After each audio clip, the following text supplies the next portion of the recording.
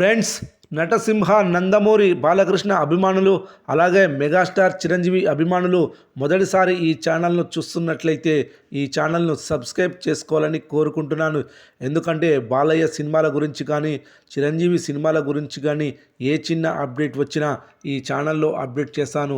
మీకు డైరెక్ట్గా నోటిఫికేషన్ రూపంలో రావడం జరుగుతుంది. ఈ ఛానల్ గ్రోత్ కూడా పెరుగుతుంది. ఈ ఛానల్ను సపోర్ట్ చేయాలని కోరుకుంటున్నాను. అలాగే ఈ వీడియోను మొదటి నుండి ఎండ్ వరకు చూడండి, లేకపోతే అర్థం కాదు. ఈ వీడియో మీకు నచ్చినట్లయితే లైక్ చేయండి, షేర్ చేయండి, కామెంట్ చేయండి, ఈ వీడియోను హైప్ చేయండి. తెలుగు ఇండస్ట్రీలో అదిరిపోయే రేంజ్ క్రేజ్ కలిగిన సీనియర్ స్టార్ హీరోలలో మెగాస్టార్ చిరంజీవి బాలకృష్ణ ముందు వరుసలో ఉంటారు.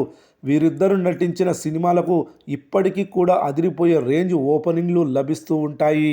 వీరిద్దరి సినిమాలకు మొదటి రోజు సూపర్ సాలిడ్ కలెక్షన్లు దక్కుతున్నాయి.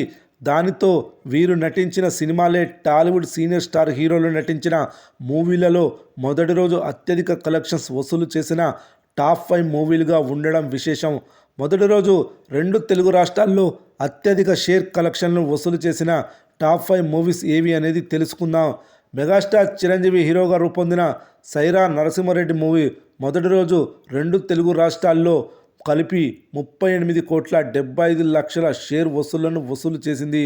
నెంబర్ 1 స్థానంలో ఉంది. రెండవ సినిమా కూడా మెగాస్టార్ చిరంజీవి హీరోగా నటించిన ఆచార్య మూవీ మొదటి రోజు 29,50,00,000 షేర్తో రెండో స్థానంలో ఉంది.